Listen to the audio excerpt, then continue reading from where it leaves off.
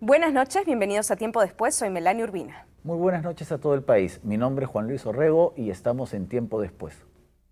La llegada de un bebé es un evento milagroso, pero ¿cómo eran los partos antes? ¿Desde cuándo existen las cesáreas? ¿Y cómo hacer para que hoy en día el parto sea una experiencia positiva tanto físicamente como emocionalmente? Todavía hoy, en pleno siglo XXI, hay muchos peruanos que no nacen ni en clínicas, hospitales o maternidad. Es más, hay muchos niños que nacen y mueren y el Estado ni siquiera se entera. En el programa de hoy, de las parteras a la cesárea.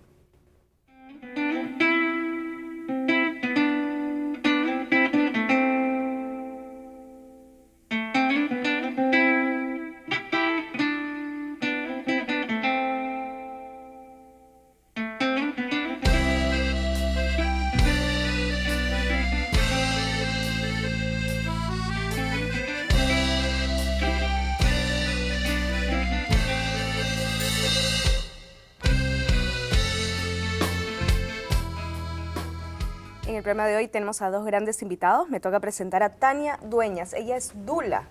Bienvenida, Tania. Ahora nos vas a explicar de qué se trata tu trabajo. ¿Cómo estás? Buenas noches. Gracias por la invitación. Gracias por acompañarnos. Y esta noche también nos acompaña el doctor Napoleón Paredes. Él es médico, ginecólogo y profesor universitario. Bienvenido. Muchas gracias. Un gusto estar aquí. Gracias por venir. Tania, tengo que preguntarte primero, ¿qué es una dula? Explícanos, por favor. Bueno, la dula es la mujer que acompaña a la mujer en el proceso de embarazo, lo que es todo el desarrollo del trabajo de parto y en el posparto. Pero es la que da la asistencia o la compañía emocional. El soporte emocional. El soporte emocional. O sea, no es lo mismo que una partera. No, no recibes al bebé. No, nosotras no atendemos partos, nosotras acompañamos y damos ese soporte emocional, principalmente a la madre, pero también al marido, al padre, y en algunos casos también a la familia más cercana. Perfecto, clarísimo. Ahora sí, empecemos con el tema. A ver. Doctor, bueno, Juan Luis, no sé quién quiere empezar. Bueno, de ¿Cómo hecho, eran los partos? Pero podría complementarse Sí. que el tema de la dula, además, es un tema que básicamente está vinculado al nacimiento y la crianza, el apoyo en la crianza en los primeros meses.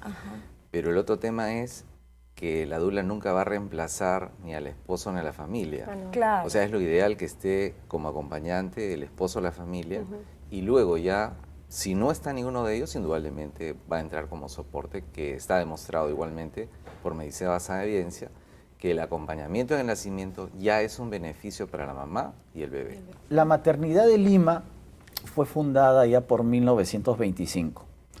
Eso quiere decir que antes, al menos en Lima, no había maternidades, ¿no?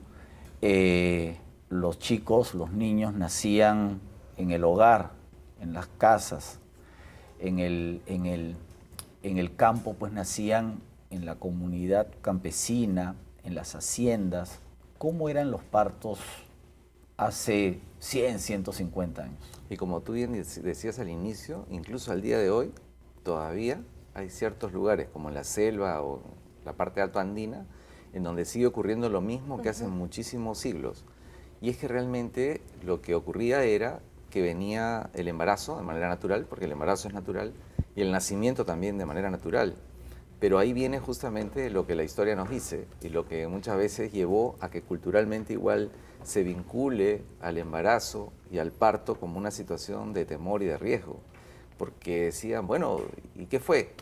¿Tu mamá? No, mi mamá falleció. ¿Y cómo falleció? No, es que el momento de parto, falleció en el parto. Y es que realmente no existían pues las condiciones para poder controlar o el sangrado o una complicación que podía venir como parte de este proceso. Entonces, al día de hoy, igualmente, si no tenemos un adecuado control prenatal y si no tenemos la asistencia de un profesional de la salud, indudablemente vamos a estar igualmente en riesgo a tener una mamá en malas condiciones y a un bebé que también van a ser en malas ¿Y condiciones. se sabe qué porcentaje de mujeres moría a la hora de dar a luz? Bueno, ¿O lo de que bebés? pasa es que la población también era menor y por lo tanto también los partos eran en menor cantidad. Claro. Pero de ahí, indudablemente, que la historia nos dice que siempre el porcentaje iba a ser elevado. Por eso es que las familias también se acostumbraban a tener uno tras otro el embarazo, no habían los métodos de planificación familiar, Por lo tanto, era lo que se pensaba, simplemente es la naturaleza. Y luego venía el tema pues religioso, místico, en la cual, bueno, si Dios lo considera así, y si es que era que tenía que morir el bebé y morir la mamá, bueno, se murieron, ¿no? Entonces era un tema en donde indudablemente se dejaba la suerte. Hoy en día ya eso no puede ser. Hoy en día más bien nosotros estamos para que esa situación deje de existir y más bien todas las mamás y todos los niños nazcan en las mejores condiciones. Pero Ahora, Tania, sí, perdón, sí. pero los partos sí eran asistidos, existían parteras. En todo caso, ¿quiénes eran las parteras? Bueno, las parteras en ese tiempo eran las abuelas o las tías o las mujeres mayores que habían tenido justamente la experiencia de sus propios partos. Porque como bien decías, era la cantidad de hijos que tenían. Cuando sobrevivían, obviamente, pues podían criar y entre los hijos que iban creciendo eran los que iban acompañando la crianza de los hermanos menores. Y estas mujeres, al paso de los años, eran las que iban acompañando y atendiendo los partos de las otras mujeres de la comunidad. Y todas iban aprendiendo. Claro, a la vez entonces para se seguir iba, ayudando. sí, Se hacía una cadena. se hace una cadena. Entonces ya era la sabiduría propia de cada mujer, instinto de cada mujer, maternidad de cada una, acompañado de la experiencia que se hacía en este círculo de mujeres, ¿no? Y esta sabiduría que se iba compartiendo una con otra a través del tiempo. Pero obviamente sí, pues habían cosas que hasta el día de hoy no se pueden salvar sino ya con una intervención médica, ¿no? Entonces, ese era el riesgo que de todos modos se corría. Igual, ahora también se corren esos riesgos. Y otro factor de riesgo es que muchas mujeres quedaban embarazadas a temprana edad. Sí. La mayoría, me imagino. Sí, o sea, 13, 14, 15 años. Y nosotros sabemos que un embarazo ahora, la ciencia nos dice que es un embarazo de alto riesgo. Así es. ¿no? Sí, Entonces embarazo a las mujeres las casaban muy jóvenes y lógicamente muchas de ellas morían en el parto. Doctor, háblenos un poco de la historia de la cesárea. ¿Desde cuándo existen las cesáreas? Bueno, mira, cuando uno se pone a ver la historia, encuentras desde la mitología griega, que Esculapio, que es incluso el padre de la medicina, dicen que nació también por cesárea, porque justamente se extrajo de la madre. Y es que realmente el término cesárea entró en un conflicto porque algunos empezaron a decir, se llama cesárea porque era el César, Julio César en la época de Roma, donde él nació por parto por cesárea. Pero después igualmente siguieron investigando y se dieron cuenta que Julio César seguía haciendo sus conquistas y su mamá todavía estaba viva. Entonces realmente el término cesárea más bien viene de cesar, que viene a ser cortar. Y a partir de justamente ya una serie de referencias, justamente en Roma, se ve que había todo un tema de extraer al bebé cuando la mamá había fallecido y existía la posibilidad de salvar al bebé. O incluso cuando, habiendo ya fallecido el bebé, todo el tema cultural romano no permitía que se vaya a sepultar o se vaya al cementerio la mamá con el bebé dentro de ella. Entonces tenían que separarse.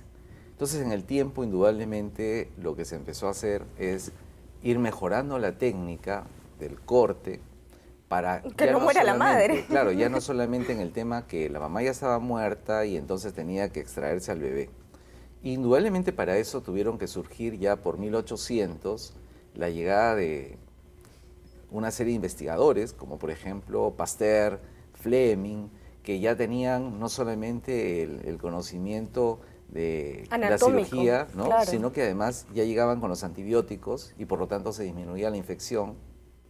Llegaba Lister y entonces ya se usaban los guantes, el lavado adecuado de las manos, ¿no?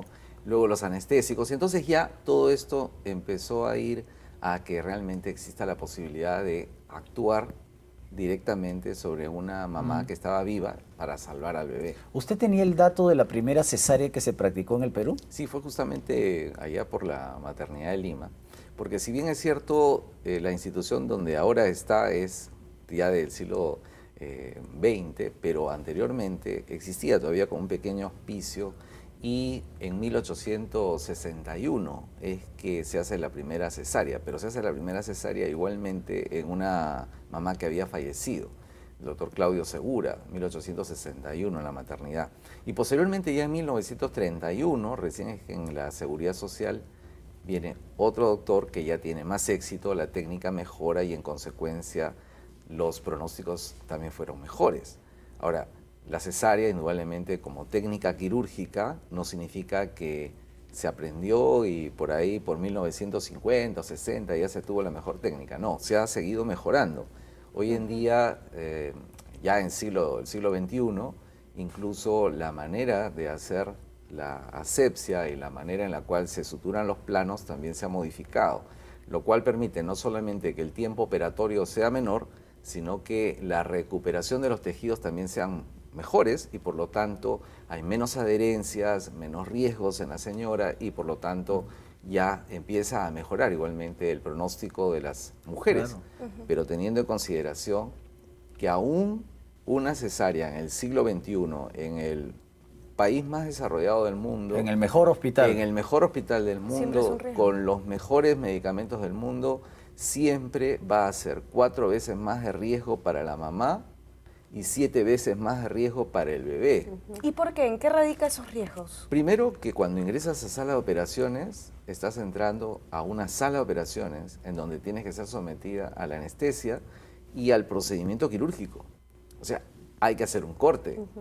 Por lo tanto, ya en el corte nada más, desde la piel hasta llegar al útero, que también tienen que cortarse, vas a tener un tiempo en el cual va a haber sangrado.